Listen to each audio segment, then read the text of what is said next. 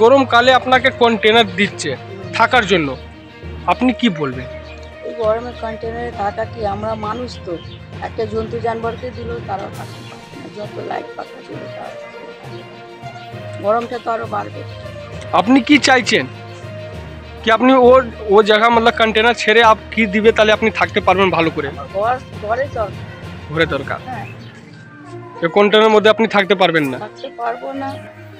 আর আমার যা বলার আমি ডিসি স্যারকে বলে দিয়েছি, আমার পরিবারের যা প্রবলেম আমি বলে দিয়েছি, ওইভাবে আমি নিজের পরিবারকে রাখতে পারি না কন্টেনারে, আমাদের খুবই অসুবিধা হবে। এ তো গরম আছে, বাচ্চা আছে।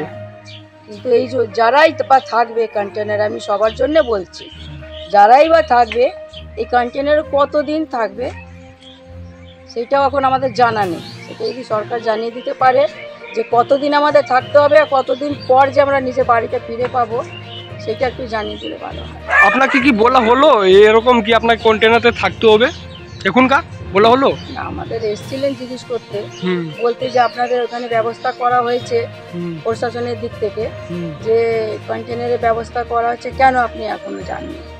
আমার যা অসুবিধা আমি ওনাদের জানিয়ে দিচ্ছি। কি অসুবিধা আপনার?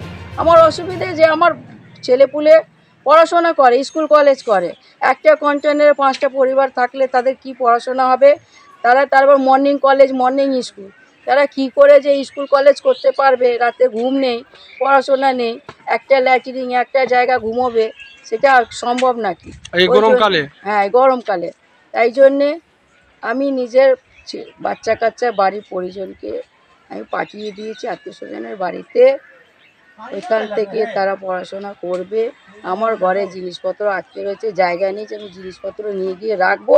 কন্টেনারের জিনিসপত্র থাকে না, আত্মীয় স্বজন আমাকে বাড়িতে থাকতে দেবে না, একবেলা পেটে ভাত দিয়ে দেবে, দুবেলার মধ্যে একবেলা কিছু দেবে হয়তো খেতে, কিন্তু আমার বাড়ির জিনিসপত্র থাকতে দেবে না।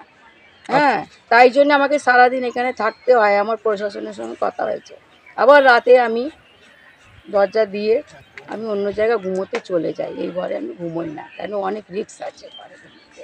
কিন্তু এইভাবে কতদিন আমি চালাবো সেটা আমি ওনাদের কাছেই রিকোয়েস্ট করছি, কতদিন চালাবো সেটা আমাদের ক্লিয়ার করে বলে দিতে হবে। আপনার নাম কাকিমা? লক্ষ্মী পাশা।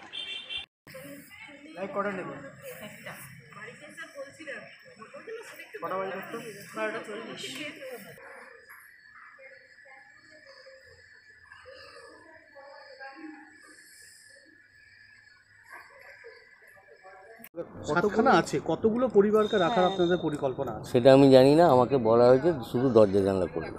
আচ্ছা, আমাকে এক একটা কন্টেনারে কটা করে দরজা, কটা করে জানলা হবে? মোটামুটি 8টা জানলা হবে আর 2টো করে দরজা। একটা দরজা তো এক্সিস্টিং আছে, আরেকটা অন্য সাইড। আর কিছু বলা হয়নি আমাকে। কতজন থাকতে পারবে ভিতরে মোটামুটি? 200 স্কোয়ার ফুট আছে মোটামুটি। ধরুন এক একজন যদি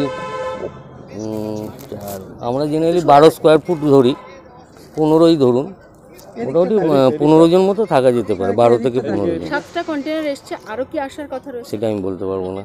শুধু কি দরজা জানলা, না তার সঙ্গে আলো পাখা? হ্যাঁ, সেগুলো আমি জানি না, আমি সিভিলের, সেই জন্য আমাকে শুধু দরজা জানলা। আপনার নাম এবং ডেজিগনেশনটা? আমি executive engineer, PWD. Thank you. আপনার নাম? প্রসেনজিৎ সরকার। Thank you.